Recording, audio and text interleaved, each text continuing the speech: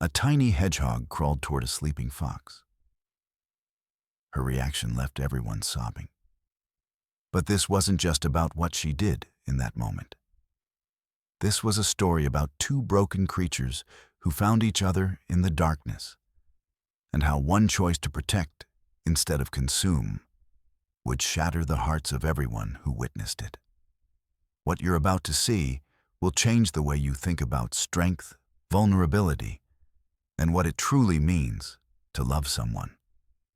The forest doesn't care when you're dying. It doesn't slow down. It doesn't pause. It just keeps moving forward, indifferent to your suffering, deaf to your silent screams. She had been walking for 3 days without food. 3 days of pushing through brambles that tore at her delicate skin. 3 days of searching for shelter that never came.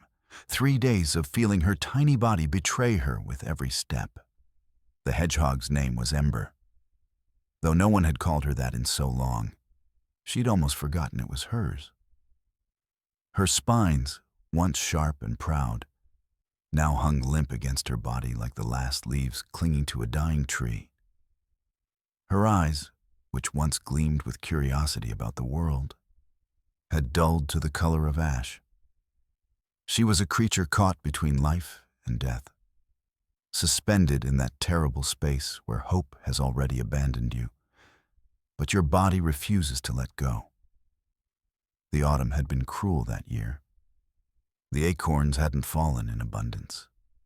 The insects had vanished earlier than expected. And Ember, small, solitary Ember, had been left behind by her family during migration, separated in a storm that came without warning. She'd called for them until her voice gave out. She'd searched until her legs could barely carry her. And then, slowly, the forest had swallowed her whole. By the 3rd day, desperation had transformed into something darker, a kind of resignation mixed with animal panic. Her stomach no longer growled.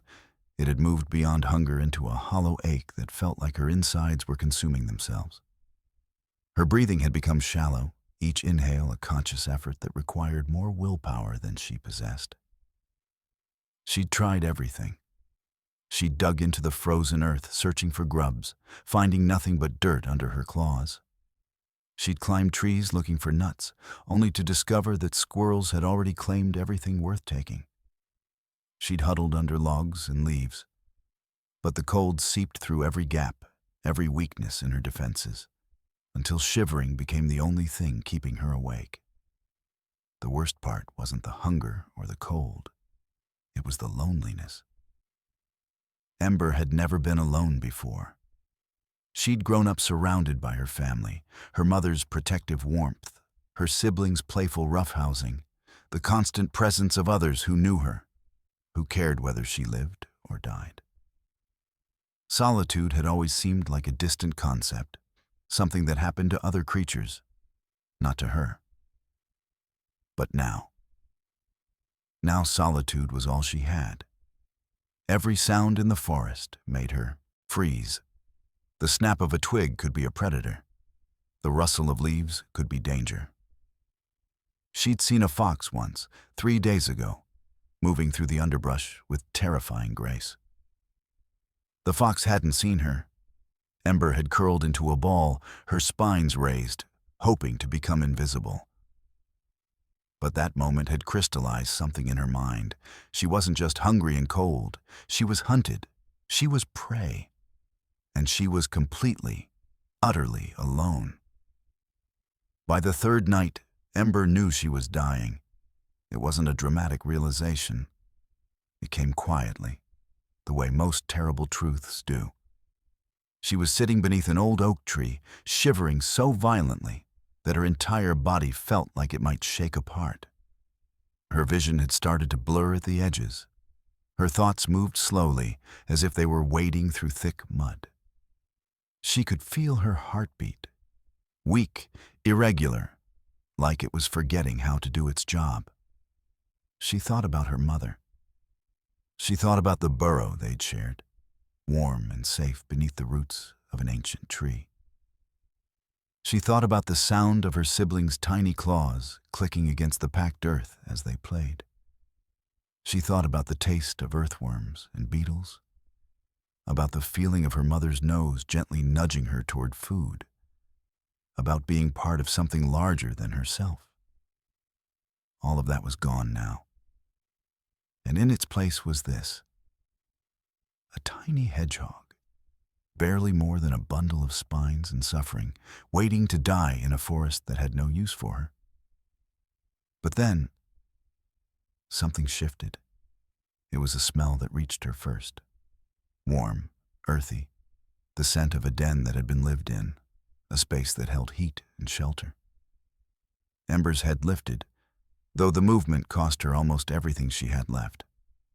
Her eyes, clouded and dim, focused on something in the distance. Through the darkness of the forest, barely visible, was the mouth of a cave. And from it came warmth. Not the false warmth of a dying fire, but the deep, sustained warmth of a creature. A living, breathing being who had created a space of safety in this cruel world. Ember's instincts screamed at her. That smell, she knew what it meant. Predator, danger, death. But her body was already making the decision for her, because at this point, death was coming anyway. The only question was how. Would she die out here in the cold, alone, her body slowly shutting down one system at a time? Or would she die quickly, in a moment, in the jaws of whatever creature lived in that den? The second option, at least, would be fast. And more than that, there was warmth in that den. Real warmth, the kind that might buy her one more night, one more hour, one more moment of feeling something other than the creeping cold that was stealing her life away. Ember pulled herself to her feet. Every movement was agony. Every step felt like walking through water. But she moved toward that den, toward that warmth, toward whatever fate awaited her there. She had nothing left to lose. As she drew closer, the scent became stronger, unmistakable. This was a fox's den, a predator's lair, a place where creatures like her went to die. But Ember kept moving. Her tiny claws scraped against the forest floor. Her breathing came in shallow gasps. And with each step, she was making a choice. Not the choice to survive, because she knew the odds. She was making the choice to stop suffering alone, to stop dying in isolation, to take one final gamble with the only card she had left to play: her own desperation. The entrance to the den loomed before her. Dark, warm, promising everything and nothing all at once. Ember paused at the threshold, her body trembling. Inside, she could hear breathing. Deep, steady breathing. The sound of a creature in sleep. The sound of a predator at rest. She thought about turning back, about finding some other shelter, some other way to survive this night. But even as the thought formed, she knew it was a lie. There was no other way. This was it. This was the moment. This was the choice. And so, with the last reserves of strength she possessed, Ember crawled into the darkness. Behind her, the forest continued on, indifferent to her fate. The wind picked up, howling through the trees. The temperature dropped further, stealing warmth from every living thing. But inside the den, there was heat. There was shelter. There was the breathing of another creature, steady and strong. Ember moved deeper into the darkness, toward that breathing, toward whatever would happen next. She had no idea that her arrival would awaken something the fox had buried so deep. She thought it was gone forever. The den was colder than Ember expected. Not the bitter, wind-cutting cold of the forest outside, but a different kind. The cold of stone and earth. The cold of a space that had been sealed away from the world. Yet beneath that surface cold was something else. A warmth that seemed to radiate from deeper within, from the body of the creature who lived here. Ember's eyes adjusted slowly to the darkness. The entrance had been a thin line of gray against black. But as she moved deeper, even that faded. She was moving blind now, guided only by instinct and the promise of warmth. Her tiny claws clicked against the stone floor, a sound that felt impossibly loud in the silence of the den. Every few steps, she had to stop and rest. Her body was screaming at her to stop, to curl up right here and wait for whatever would come. But something deeper than exhaustion drove her forward. Survival. Or perhaps just the desperate need to feel warm before the end came. The air grew warmer as she progressed. She could smell the fox more clearly now, a wild, earthy scent mixed with something else. Something that spoke of loneliness, of a creature who spent long hours in this space, alone with her thoughts, her instincts, her nature. Ember's heart hammered in her tiny chest. Every breath felt like a prayer. Please let this be quick. Please let this be painless. Please let me feel warm one more time before it ends. The den opened into a larger chamber, and Ember's breath caught in her throat. Even in the darkness, she could sense the space around her. A cavern that had been shaped and refined over years, made into a home by a creature who had chosen solitude as her way of life. And there, in the center of this sanctuary, was the fox. She lay curled in a nest of dried leaves and grass, her body a dark silhouette against the slightly lighter stone. Her fur rose and fell with each breath. Deep, rhythmic breathing that spoke of peaceful sleep. The fox's tail was wrapped around her body like a shield, and even in sleep, there was something fierce about her, something that spoke of power held in check. Ember froze.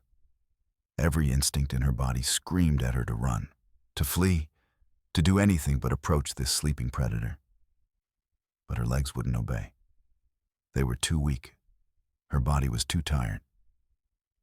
And more than that, the warmth radiating from the fox's body was calling to her like a siren's song. She was going to die here. That much was certain. But she could choose where and how, and whether she would at least feel warm at the end. Ember moved forward slowly, carefully, each step calculated to make as little noise as possible. The fox's ears twitched once, and Ember froze, her entire body going rigid. But the fox didn't wake. Her breathing remained steady, unchanged. The hedgehog continued her approach. With each step closer to the fox, Ember felt the temperature rising. The warmth was intoxicating after 3 days of cold. It wrapped around her like a blanket, seeping into her bones, into the deepest parts of her that had grown numb and hard.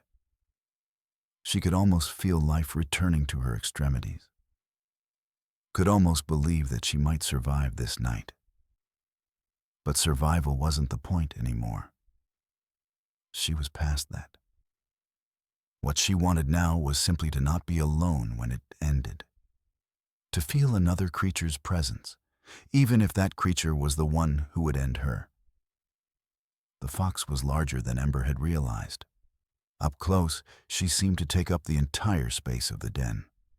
Her paws were the size of Ember's entire head. Her teeth, visible even in sleep, were sharp enough to end her in a single bite. The fox was a creature of power and danger, an apex predator in the prime of her life. And yet, as Ember drew closer, she noticed something else. Something in the way the fox was curled up, in the tension in her muscles even during sleep, in the way her dreams seemed to trouble her.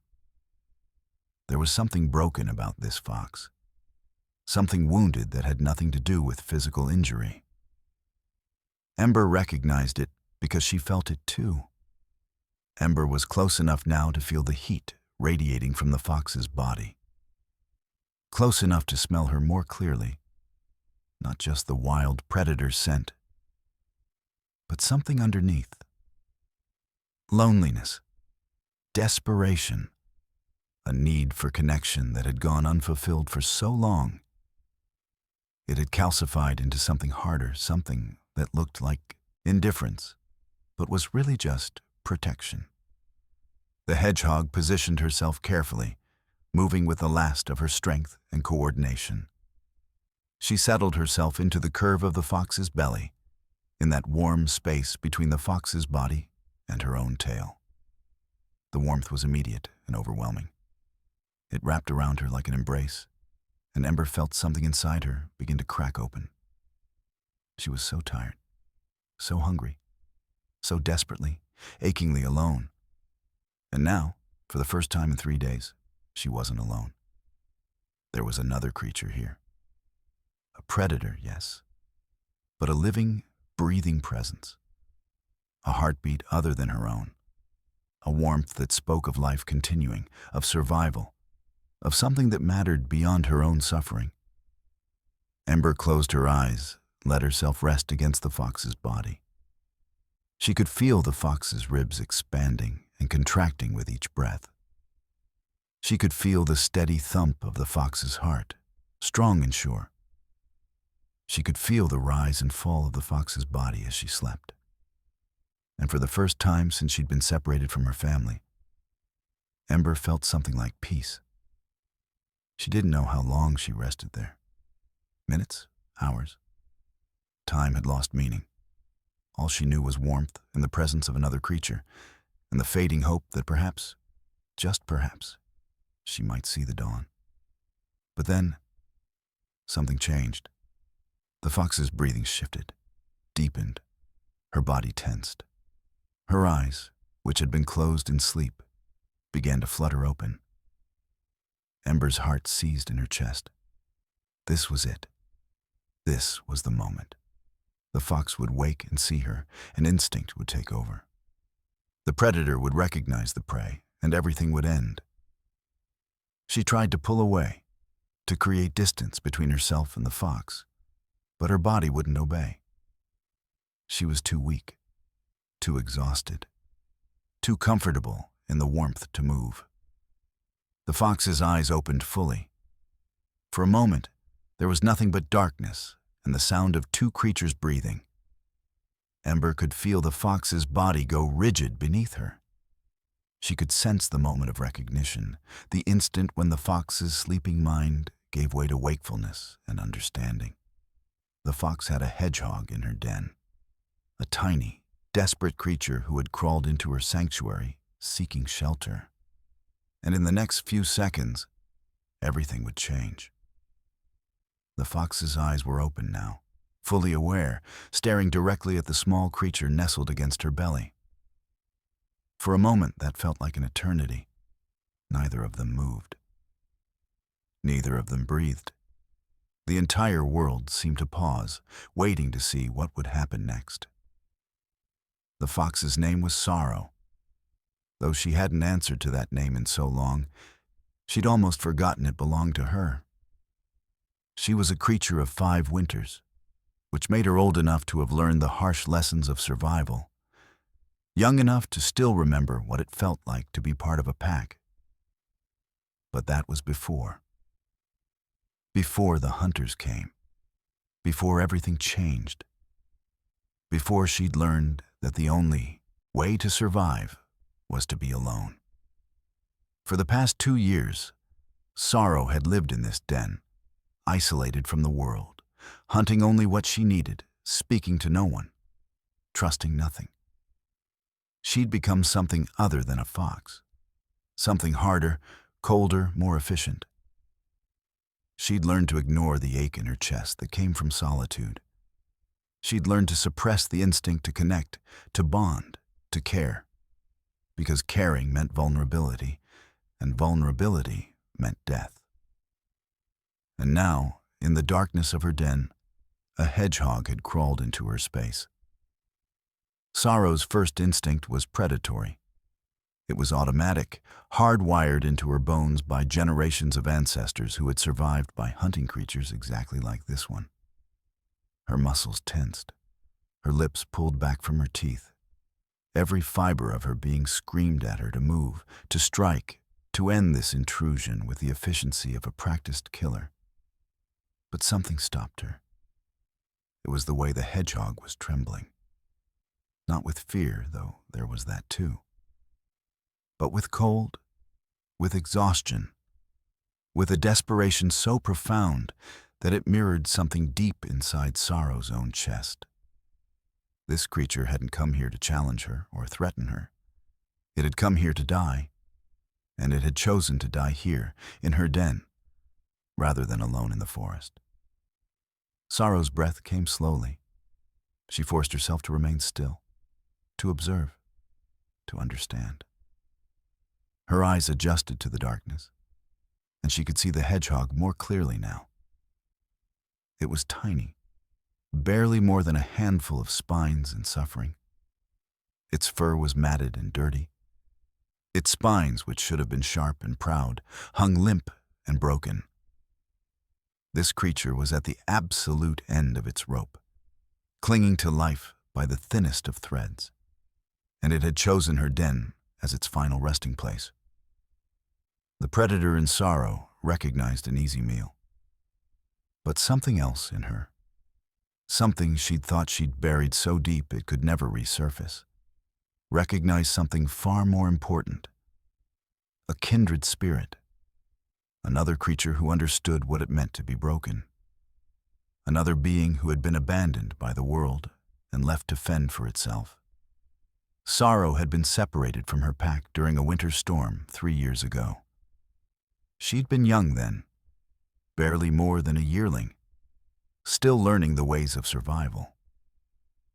The storm had come without warning, and in the chaos and confusion, she'd become separated from her mother and siblings. She'd searched for them for weeks, calling out, following their scent trails, desperately trying to find her way back to the safety of the pack. But they had moved on. They had left her behind. And in that moment of abandonment, something inside Sorrow had broken. She'd learned that family was temporary, that bonds could be severed in an instant, that the only creature she could truly rely on was herself. She'd learned to survive alone, to hunt alone, to sleep alone. She'd learned to transform her pain into strength, her loneliness into independence. But she'd never learned to stop hurting. Sorrow's body remained tense, caught between two competing instincts. The predator wanted to hunt. The lonely creature wanted to connect. For a long moment, she didn't know which would win. She thought about her mother. She thought about the warmth of the pack sleeping together in their den, bodies pressed against each other for warmth and comfort, and the simple reassurance that they were not alone. She thought about the feeling of belonging, of being part of something larger than herself, of having a place in the world where she was needed and wanted. All of that was gone now. She'd made peace with that loss, or so she'd told herself. She'd convinced herself that solitude was strength, that isolation was safety, that the only way to survive was to never let anyone close enough to hurt her again. But this hedgehog, this tiny, desperate creature who had crawled into her den seeking shelter, was challenging that belief. Because the hedgehog hadn't come here expecting to be safe. It had come here expecting to die. And yet, it had chosen to spend its final moments in the presence of another creature rather than alone in the cold. That took a kind of courage that Sorrow had forgotten existed. The fox's breathing began to slow. Her muscles began to relax. She was making a choice that went against every instinct that had kept her alive for the past 2 years. A choice that was dangerous and foolish and completely at odds with the creature she'd become. She was choosing not to hunt. Sorrow shifted her body slowly, carefully, making sure not to startle the hedgehog. She adjusted her position so that the small creature was more securely nestled against her belly, surrounded by her warmth and her protection. The hedgehog's trembling began to ease almost immediately, as if the simple act of being held was enough to calm its fear. The fox rested her head on her paws and looked down at the tiny creature in her den. In the darkness, she could barely see it. Just a small bundle of spines and exhaustion curled up against her body. It was so fragile, so vulnerable, so completely dependent on her now for warmth and shelter. And instead of feeling threatened by that dependence, Sorrow felt something shift inside her chest. Something that had been locked away for so long, she'd forgotten what it felt like. It was warm and painful and terrifying all at once. It was the beginning of care. Sorrow had spent 2 years teaching herself not to care. She'd watched other creatures suffer without feeling anything. She'd seen weakness and turned away from it. She'd hardened her heart against the world because caring meant pain, and pain meant vulnerability, and vulnerability meant death. But now, with this tiny hedgehog resting against her body, she felt the walls she'd built beginning to crack. The hours passed slowly in the darkness of the den. Outside, the forest continued its cruel indifference. Wind howled through the trees. Frost settled on the ground. The temperature dropped to levels that would kill an unprotected creature in hours. But inside the den, there was warmth. There was shelter. There was the presence of another living being, and that presence was enough. Sorrow didn't sleep. She remained awake through the long night, her body a shield against the cold, her warmth a lifeline for the creature who had crawled into her sanctuary. She could feel the hedgehog's breathing gradually become more regular, more peaceful. She could feel the tension in its tiny body slowly ease as warmth seeped into its bones. And as the night wore on, Sorrow felt something she hadn't felt in years. Purpose. Not the purpose of survival, which was automatic and mechanical, but the purpose of protecting another creature, the purpose of being needed, the purpose of mattering to someone other than herself. It terrified her. Because once you started caring about something, you gave it the power to hurt you. You made yourself vulnerable. You created a weakness that could be exploited. You set yourself up for abandonment and loss and the kind of pain that made you want to never care about anything ever again. But as she felt the hedgehog's breathing deepen into sleep, as she felt the small creature's body relax completely against hers, Sorrow made a decision. She was going to protect this creature. She was going to keep it warm and safe. She was going to give it a chance at survival. And if that meant opening herself up to pain and vulnerability and the risk of loss, then so be it. She was done being alone. As the long night began to give way to the first hints of dawn, Sorrow could feel the hedgehog stirring slightly. Its breathing had changed, become more alert, more aware. It was waking up. And when it did, it would see her fully, in the light of day, and understand exactly what kind of creature had saved its life. The fox wondered what would happen then. Would the hedgehog be terrified? Would it try to flee? Would it reject the safety she was offering because she was a predator, because her very nature was antithetical to its survival? Sorrow didn't know. But she knew that whatever happened next, she was ready to face it. She was ready to be vulnerable. She was ready to care about another creature, even if it meant risking everything she'd built to protect herself. Because the alternative, a lifetime of solitude, of hardness, of pretending that she didn't need anyone and that no one needed her, was no longer bearable. The hedgehog shifted again, and Sorrow could feel it beginning to wake. She held perfectly still, waiting for the moment when those tiny eyes would open and see her. waiting for the choice that would come next, the choice to stay or flee, to trust or fear, to accept the offer of connection or reject it entirely. The dawn was coming, and with it, everything would change. As the first pale light began to filter into the den from the entrance, Sorrow could see the hedgehog more clearly. It was even smaller than she'd realized, even more fragile. Its spines were barely more than whispers against its body. Its eyes, when they finally opened, were the color of autumn leaves, gold and amber and rust all mixed together. The hedgehog looked up at her.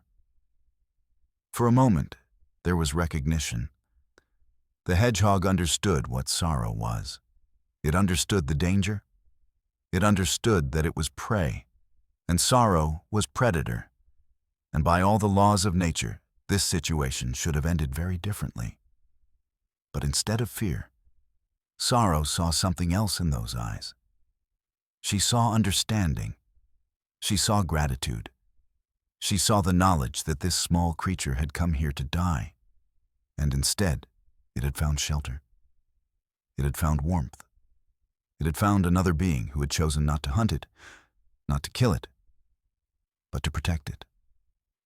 And in that moment, something shifted between them. Not friendship, not yet, but the beginning of something. The possibility of connection. The hope that two broken creatures, separated by nature and instinct and the fundamental rules of survival, might find a way to exist together. Sorrow lowered her head slightly, a gesture of non-aggression, a peace offering, a promise. And the hedgehog, trembling but unafraid, reached out one tiny paw and touched the fox's nose. The morning sun filtered through the entrance of the den, casting long shadows across the stone floor. It was the first time Ember had seen daylight since crawling into this sanctuary, and the sight of it made her realize something profound. She had survived the night. Against all odds, against every expectation, against the certainty that had settled into her bones just hours before. She was still alive, and it was because of the fox. Ember pulled herself up slowly, her tiny body still weak but noticeably stronger than it had been. The warmth had done wonders for her. Her spines, while still not fully recovered, had begun to regain some of their natural shape. Her eyes, though still tired, had regained a hint of their former brightness. She was still in danger, still fragile, still vulnerable. But she was no longer dying. Not immediately, anyway.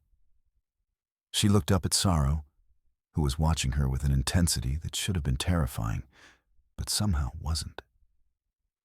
The fox's amber eyes reflected the morning light, and in them, Ember could see something unexpected.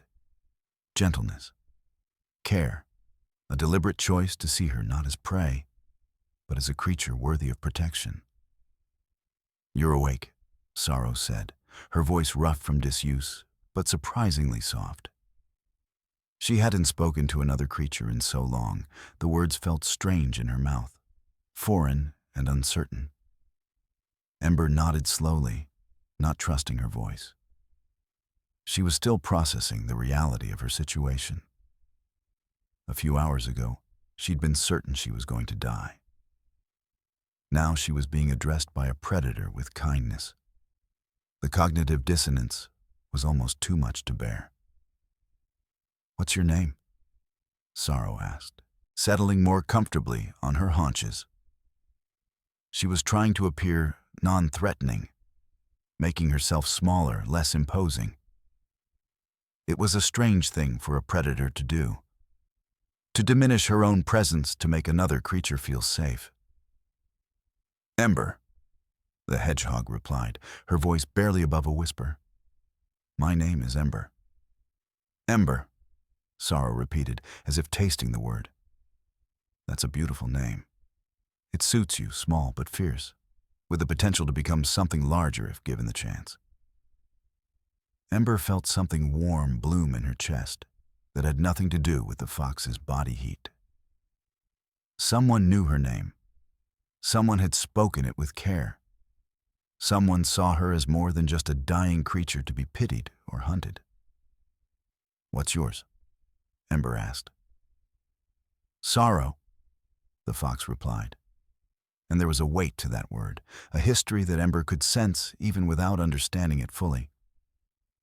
"It's not a happy name, but it's honest.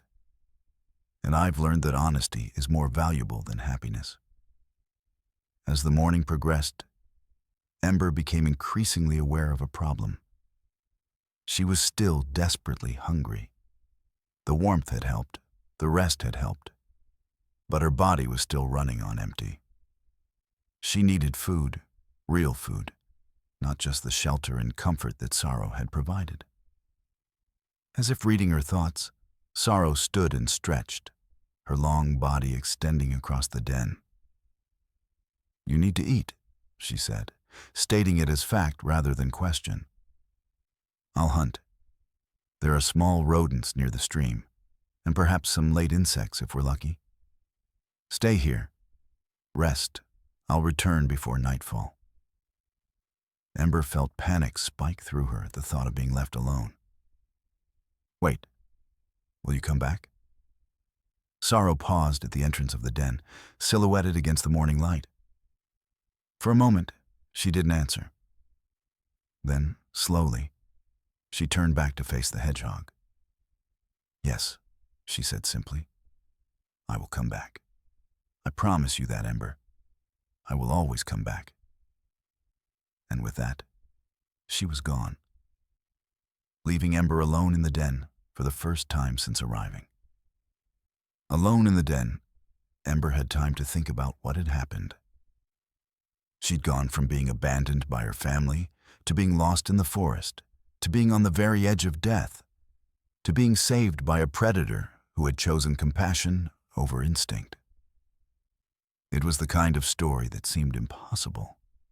The kind of thing that couldn't happen in the real world where survival was brutal and unforgiving. And yet, it had happened. It was happening. Ember explored the den more thoroughly now that she had the energy and the safety to do so. It was clearly Sorrow's home, a space that had been carefully maintained and refined over years. There were soft spots where the fox slept, areas where she'd stored food during better times. Even what looked like a small pool of water that seeped down from the stone above, providing fresh drinking water. It was a home built by a creature who had learned to be self-sufficient, who had survived alone for so long that she'd forgotten she didn't have to. And now, that home had become Ember's sanctuary as well. The hedgehog found a comfortable spot near the water and drank deeply. The cool liquid was refreshing, revitalizing. She could feel her strength returning incrementally, her body beginning to repair itself now that it had shelter and safety and the promise of food. As the hours passed, Ember's initial panic about being left alone began to fade. Sorrow had promised to return, and something in the fox's eyes had told Ember that she was a creature who kept her promises. So Ember waited, and as she waited, she thought about what came next. What happened when you were saved by someone? What did you owe them? How did you repay that kind of debt? Sorrow returned as the sun was beginning to set, painting the sky in shades of orange and purple. She was carrying a rabbit in her jaws, a good-sized one, enough to feed both of them for several days if rationed carefully. She dropped it at Ember's feet, a gesture that felt almost ceremonial. "For you," Sorrow said. "Eat. You need to rebuild your strength." Ember looked at the rabbit, then back at Sorrow. "Won't you eat?" "I'll hunt again tomorrow," Sorrow replied. "Tonight, I want to make sure you have enough. You're still recovering." It was an act of extraordinary generosity from a creature who had spent years in isolation, learning to think only of her own survival. Ember understood the significance of what Sorrow was doing. She was putting another creature's needs before her own. She was making herself vulnerable by choosing to go hungry. Over the next few days, a pattern emerged. Sorrow would hunt during the day, bringing back food for Ember. The hedgehog would rest and recover, her strength returning incrementally with each passing hour. And each night, they would curl up together in the den, Ember nestled against Sorrow's warm body, finding comfort in the presence of another creature. It was during these nights that they talked. Sorrow told Ember about her past, about being separated from her pack, about the years of isolation, about learning to survive alone.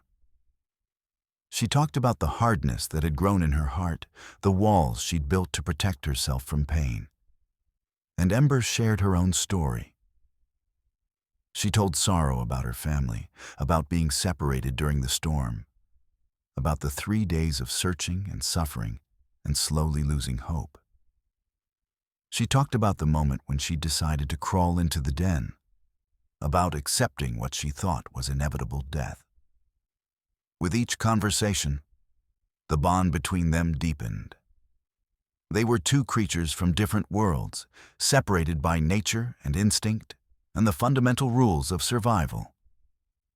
And yet, they had found something in each other that transcended those differences. They had found understanding. They had found acceptance. They had found, in the simplest and most profound way possible, love. 2 weeks after Ember had crawled into the den, she was almost unrecognizable. Her spines had regained their natural sharpness and shine. Her eyes sparkled with life and intelligence. She was still small, still fragile in comparison to Sorrow, but she was no longer a creature on the edge of death. She was a creature who had been given a second chance at life. And Sorrow had transformed as well, though in a different way. The hardness that had defined her for so long had begun to soften. She smiled more, actual smiles, not the grimace of a predator baring her teeth, but genuine expressions of joy and contentment. She spoke more, her voice becoming less rough as she used it regularly. She moved through the world with less tension, less vigilance, less of the constant readiness for danger that had characterized her existence for the past 2 years. Having Ember in her den had changed something fundamental in Sorrow. It had reminded her that she was a creature capable of connection, capable of caring, capable of love. It had shown her that vulnerability wasn't weakness, it was strength. It was the courage to open yourself up to another being, to risk pain and loss and abandonment. Because the alternative, a lifetime of isolation, was far worse. One evening, as they sat together at the entrance of the den watching the sun set, Ember asked a question that had been building in her mind for days. "What happens now?" she asked. "I'm stronger now. I could leave. I could try to find my family again or find my own way in the forest." Sorrow was silent for a long moment. The question hung between them, heavy with implication, because both of them knew what it meant. If Ember left, Sorrow would be alone again. The fox would return to her isolation, to her solitude, to the hardness that had protected her for so long. "Do you want to leave?" Sorrow asked finally, her voice carefully neutral. "No," Ember replied immediately. "I don't. But I'm worried about you. I'm worried that I'm making you dependent on me. That if I stay, I'm preventing you from learning to be alone again. I'm worried that I'm setting us both up for pain." Sorrow turned to look at the hedgehog, and in her eyes, Ember could see the depth of what the fox had come to feel.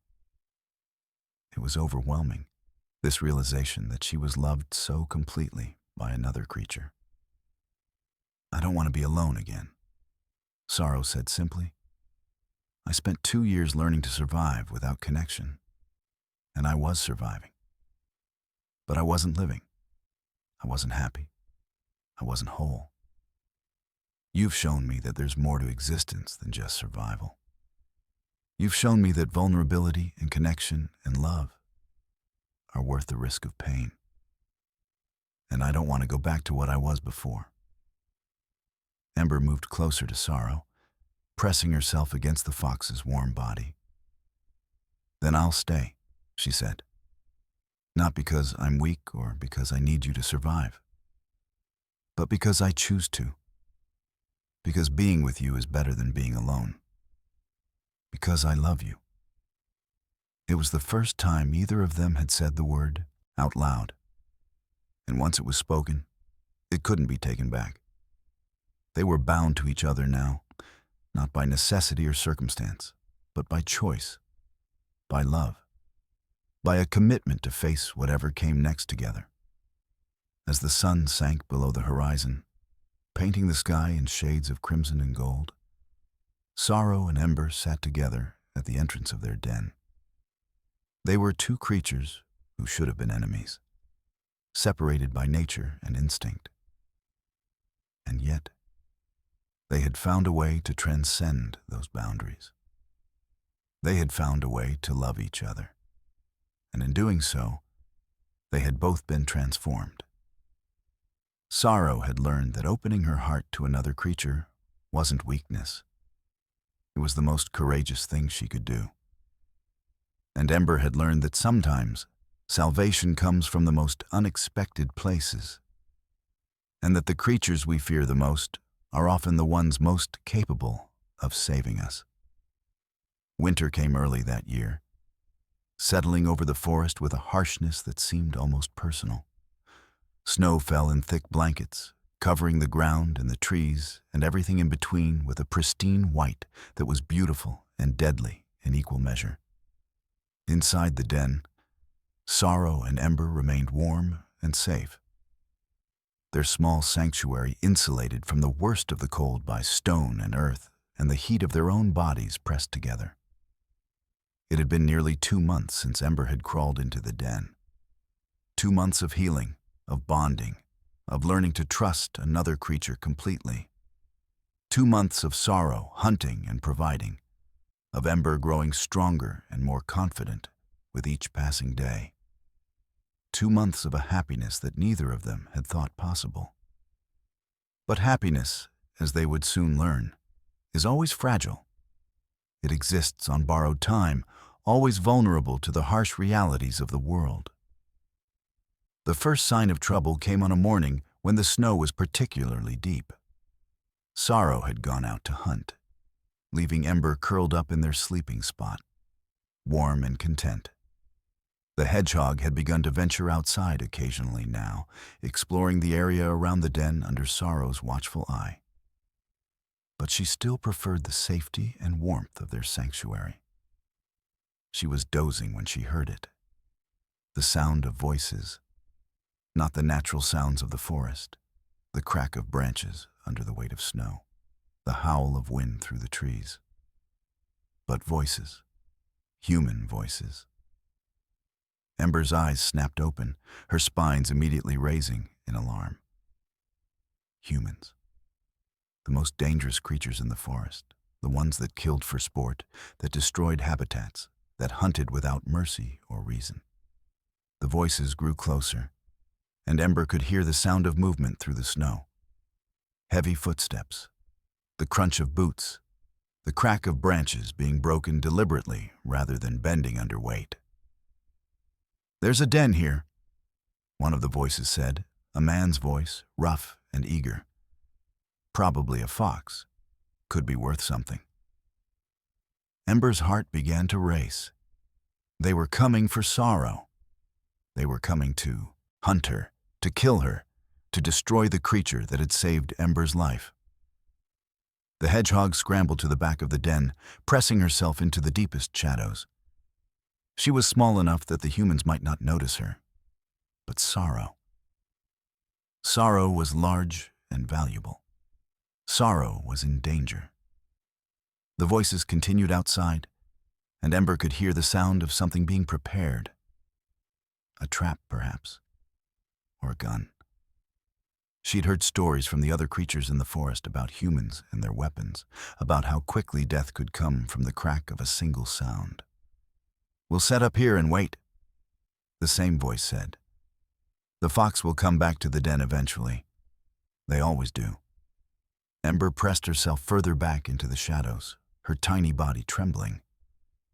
She wanted to run out and warn Sorrow, but she knew that would only give away their location. She wanted to do something, anything, but she was helpless. Completely, utterly helpless. All she could do was wait and pray that Sorrow would somehow sense the danger and avoid coming back to the den. The hours that followed were the longest of Ember's life. She could hear the humans moving around outside the den, setting up their trap. She could hear them talking, laughing, making jokes about what they would do with the fox once they caught her. And with each passing hour, Ember's anxiety grew. Where was Sorrow? Had she sensed the danger? Was she safe? Or was she out there somewhere, unaware that the den had been surrounded, that danger was waiting? The sun began to set, painting the snow outside the den in shades of orange and purple. The humans built a fire, and Ember could see the glow of it from the entrance of the den. They were settling in for the night, waiting with the patience of creatures who had nothing but time. And still, Sorrow did not return. Ember found herself in an agonizing position. If Sorrow came back to the den, she would walk directly into the trap. The humans would kill her. Ember would lose the creature who had saved her life, the creature she had come to love more than anything. But if Sorrow didn't come back, if she stayed away from the den to avoid the danger, then Ember would be alone, trapped in the den with nowhere to go, unable to warn her companion, unable to do anything but wait for whatever came next. It was deep into the night when Ember heard it, the sound of paws moving through the snow. Sorrow was coming back to the den, returning from her hunt as she always did, unaware of the danger that waited for her.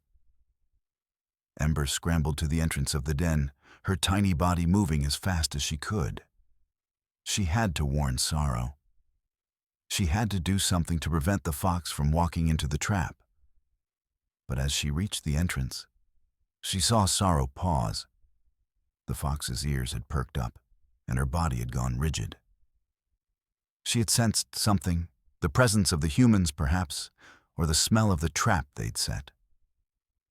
Whatever it was, Sorrow had stopped her approach to the den. For a moment, Sorrow stood perfectly still in the snow, her amber eyes glowing in the darkness. Then, slowly, she turned and began to back away from the den, moving deeper into the forest. Ember felt her heart break. Sorrow was leaving. She was abandoning the den, abandoning Ember, to save her own life. But even as that thought formed, Ember understood the truth. Sorrow wasn't abandoning her. Sorrow was making a choice. She was choosing to protect Ember by staying away from the den, by keeping the humans' attention on herself rather than allowing them to discover the hedgehog hidden in the darkness. Sorrow was sacrificing her safety for Ember's. Ember watched from the shadows as Sorrow deliberately moved away from the den, making noise, drawing the humans' attention. She could hear the exclamations of excitement from the humans as they spotted the fox. "There she is," one of them shouted. "Come on, let's go." They began to move, abandoning their position near the den to follow Sorrow deeper into the forest. The fox was leading them away, deliberately drawing them away from the sanctuary where Ember was hidden. Ember wanted to call out, to tell Sorrow to run, to escape. But she remained silent, understanding that any sound from her would only complicate things. All she could do was watch as the fox disappeared into the darkness, followed by the humans and their lights and their weapons. And then silence. The forest fell quiet, broken only by the sound of Ember's own breathing and the distant echo of human voices fading into the distance. Hours passed. The fire the humans had built near the den began to die down. Ember remained in the darkness, waiting, listening, praying to whatever forces governed the world that Sorrow would return safely. She thought about everything that had happened since she'd crawled into this den. She thought about the warmth of Sorrow's body, the gentleness in the fox's voice, the way Sorrow had looked at her with such complete and unconditional love. She thought about how quickly everything could be taken away, how fragile happiness truly was. The night stretched on endlessly, and still, Sorrow did not return. By the time dawn began to break, Ember had convinced herself that the worst had happened. The humans had caught Sorrow. They had killed her. And Ember was alone again, just as she had been before crawling into this den. Only this time, the loneliness was worse, because she knew what it felt like to have someone. She knew what it felt like to be loved. But then, as the first light of dawn began to illuminate the snow outside the den, Ember heard a sound, a familiar sound, the soft padding of paws on snow. Sorrow emerged from the forest, limping slightly, her fur matted with snow and blood. She had clearly been in a fight. There were scratches along her side, and one of her ears was torn. But her eyes were bright, alert, and when she saw Ember waiting at the entrance of the den, they filled with tears. "You're alive," Ember cried, rushing forward to meet the fox. I was afraid." "I know," Sorrow said softly, lowering herself to the ground so that Ember could reach her more easily. "I led them away from the den, as far as I could. We ran for hours. Eventually they lost my trail in the darkness. I circled back when I was certain they weren't following." Ember examined Sorrow's wounds, her tiny paws moving gently over the fox's injuries. "You're hurt. You need to rest." "I'm fine," Sorrow said, though her voice was hoarse and exhausted.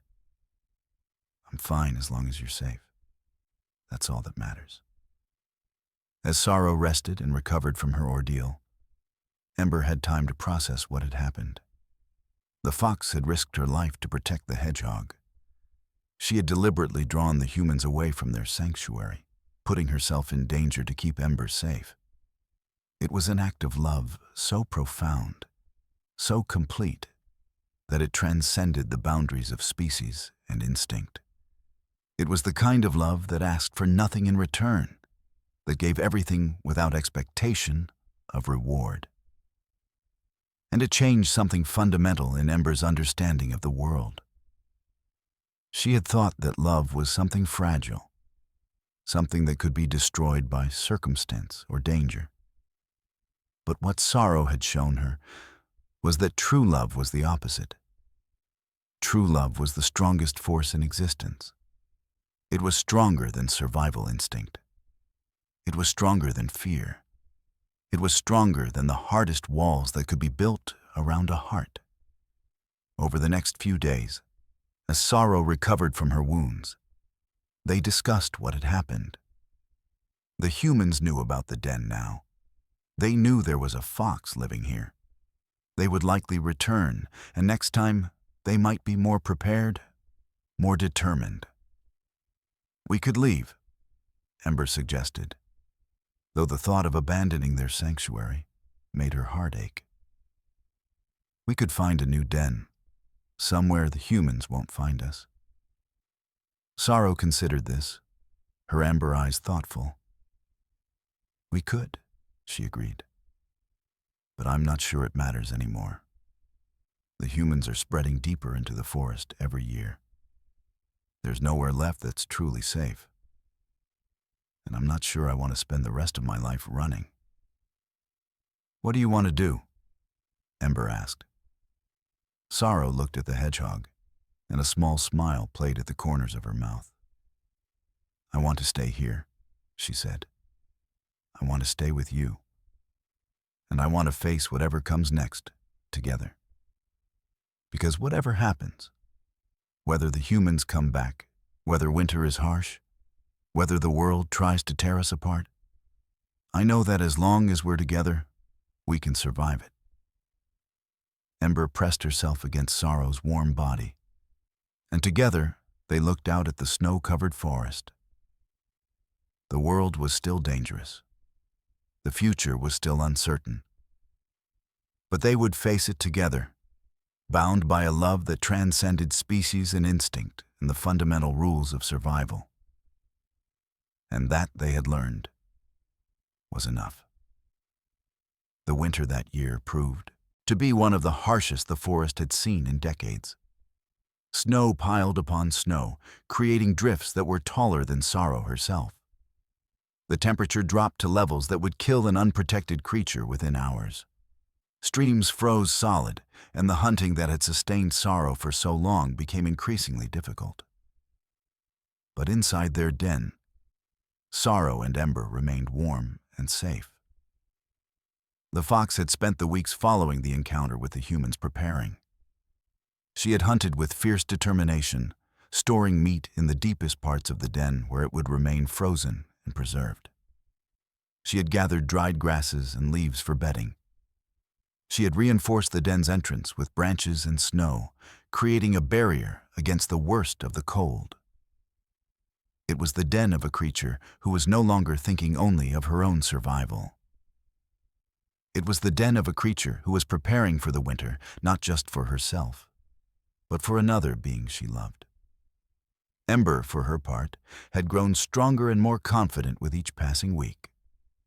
Her spines had fully recovered their natural shine and sharpness. Her body had filled out, no longer the skeletal frame of a dying creature, but the robust form of a healthy hedgehog. She moved through the den with ease and grace, exploring every corner, making herself useful in small ways. Organizing the stored food, helping to maintain their bedding, keeping watch at the entrance while Sorrow hunted. They had developed a rhythm together, a pattern of living that felt natural and right. Sorrow would hunt during the brief daylight hours, while Ember would tend to the den.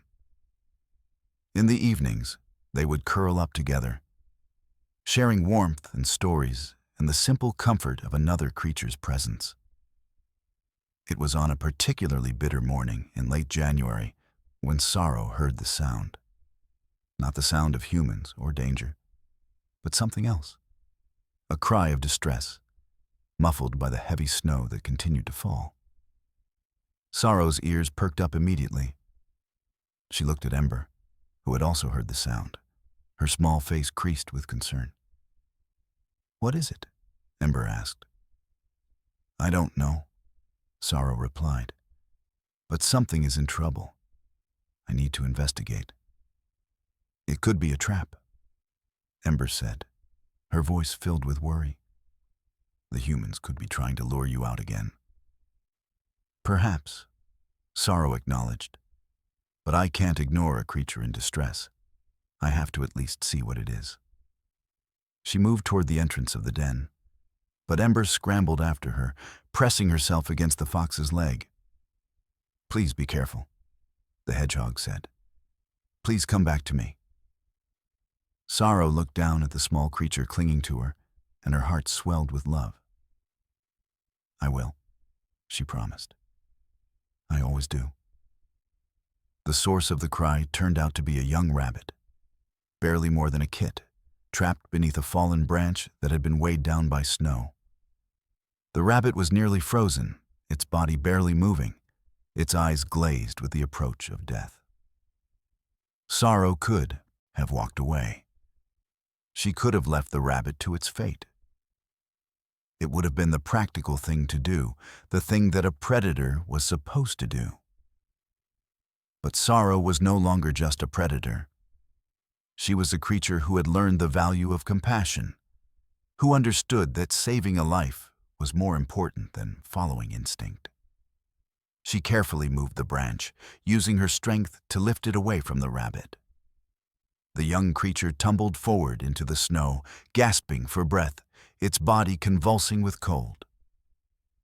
"Come on," Sorrow said gently. "You need to get warm. Follow me." The rabbit was too weak to resist, too grateful for the rescue to question why a fox was helping it.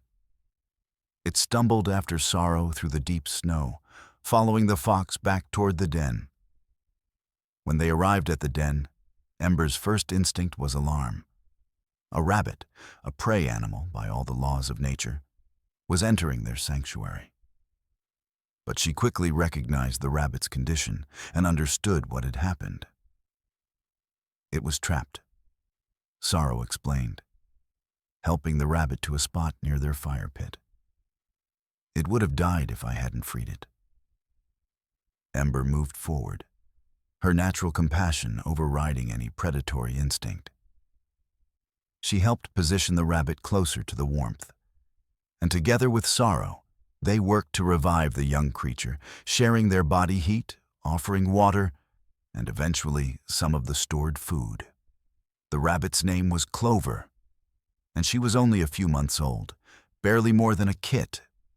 She had been separated from her warren during a particularly harsh snowstorm and had been wandering alone for days, growing weaker and more desperate with each passing hour. "Why did you save me?" Clover asked, her voice small and confused. "You're a fox? I'm prey. This doesn't make sense." Sorrow and Ember exchanged a look. How could they explain what they had learned? How could they convey the understanding that had grown between them, that the rules of nature were not absolute, that compassion could transcend instinct, that love could bridge any divide? "Because we could," Ember said simply.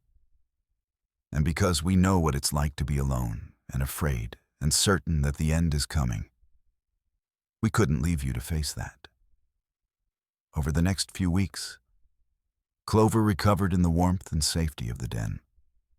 Her strength returned, her eyes regained their brightness, and she began to understand that she had been saved not by coincidence, but by choice, by creatures who had deliberately put her safety before their own instincts. The young rabbit became a fixture in their small community. She would help Ember maintain the den, keeping watch at the entrance, organizing the stored food. She would listen to Sorrow's stories of the forest and the seasons, learning about survival and strength and the importance of family.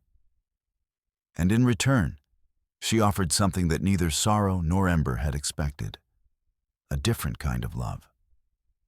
Not the romantic love that bound the fox and hedgehog together, but the love of family, of kinship, of belonging to something larger than oneself.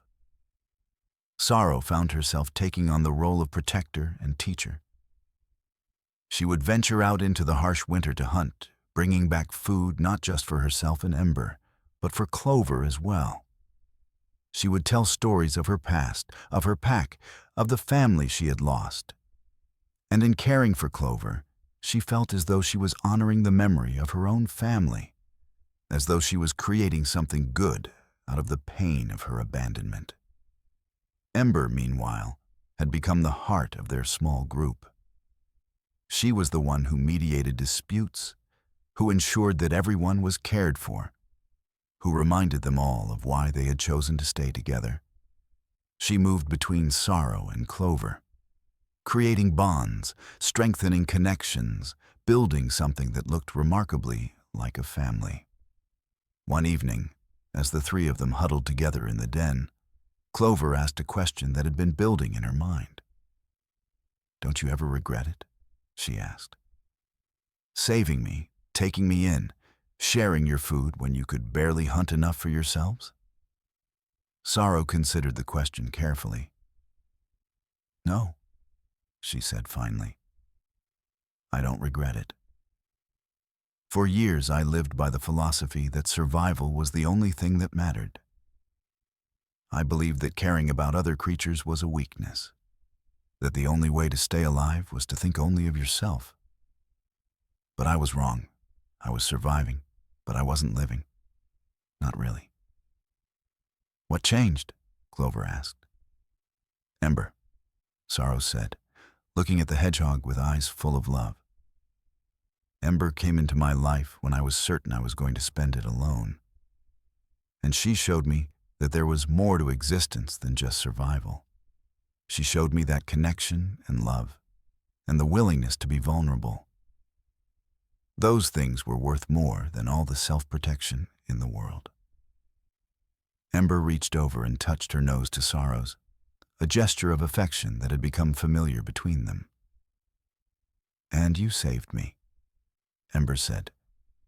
"You gave me a second chance at life when I had already accepted death. You showed me that even the creatures we fear the most can be capable of the greatest kindness." Clover listened to this exchange, and something shifted in her understanding of the world. The rules she had been taught, that predators hunted prey, that survival was a solitary endeavor, that the world was fundamentally divided into hunters and hunted. These rules were not absolute. They were guidelines, perhaps, but not laws. And creatures had the power to transcend them, to choose differently, to build something new. As January gave way to February and then to March, the grip of winter began to loosen. The days grew longer. The snow began to melt, revealing patches of brown earth beneath. The temperature, while still cold, became bearable.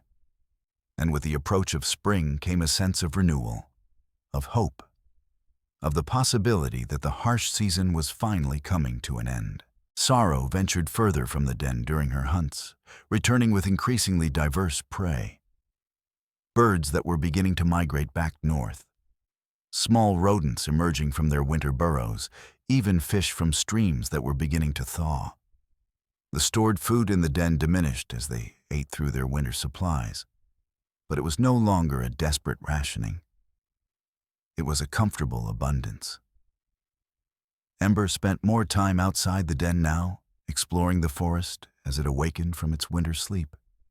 She discovered new plants beginning to grow, new paths through the forest, new territories that she and Sorrow could explore together. She was no longer a creature clinging to survival, but one who was beginning to truly live.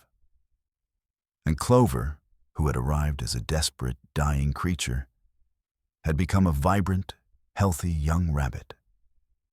She spent her days exploring, learning, growing stronger with each passing week. She had become part of their family, and the thought of her ever leaving, of being separated from Sorrow and Ember, was unthinkable. One morning, as the three of them sat at the entrance of the den, watching the sunrise paint the sky in shades of pink and gold, Sorrow turned to Ember with a question that had been building in her mind for weeks. "Do you think we'll stay here?" she asked. "In this den, in this forest? Or do you think we'll move on eventually?" Ember considered the question. The den had become home to her, a sanctuary of warmth and safety and love. But she also understood that the world was vast and full of possibilities, that there were other forests and other dens and other ways of living that they hadn't yet explored. "I think," Ember said slowly, "that wherever we go, as long as we're together, it will be home. This den is special because it's where we found each other. But I don't think we need to stay here forever. When the time comes to move on, I think we should. Together." Sorrow nodded, satisfied with this answer. She looked at Clover, who was watching the sunrise with wide, wondering eyes. "What about you, little one? Do you have family out there somewhere? A warren that you came from?" Clover was quiet for a long moment. "I did," she said finally. "But I'm not sure I want to go back. I've been thinking about it, and I realize that family isn't just about being born into something. It's about choosing to be with creatures who care about you, who protect you, who love you unconditionally. and I've found that here, with you both." She paused, then added softly, "If you'll have me. If I can stay and be part of this family." Sorrow and Ember exchanged a look, and without needing to speak, they came to an agreement. They moved closer to Clover, surrounding the young rabbit with their warmth and their presence, making a silent promise that she would never be alone again. As spring continued to advance, and the forest came fully alive with new growth and new possibilities, Sorrow found herself reflecting on the journey that had brought her to this moment. She had spent 2 years alone, convinced that isolation was safety, that vulnerability was weakness. She had built walls around her heart so high and so thick that she had thought nothing could ever breach them. But then Ember had come, a tiny hedgehog on the edge of death, seeking shelter in the den of a predator. And in saving that creature, Sorrow had saved herself. She had learned that opening her heart to another being was not weakness. It was the greatest strength of all. She had learned that love was worth more than safety, that connection was worth more than isolation, that the risk of pain was a small price to pay for the possibility of joy. And now, with Ember and Clover beside her, as she looked out at the forest awakening from winter's grip, Sorrow understood something fundamental about existence. That we are not meant to survive alone, that our greatest strength comes from our connections to others, and that the most profound transformation is not from weakness to strength, but from isolation to love. The spring sun warmed her fur, and Sorrow felt a contentment so deep and so complete that it seemed to resonate through her entire being. She had found her pack, not through blood or circumstance, but through choice, through love, through the deliberate decision to see another creature's pain and choose compassion over instinct. And as she sat with Ember on one side and Clover on the other, watching the forest come alive with possibility, Sorrow knew that whatever challenges lay ahead, whatever dangers the world might present, they would face them together. Because that was what family meant. That was what love meant. That was what it meant to truly live.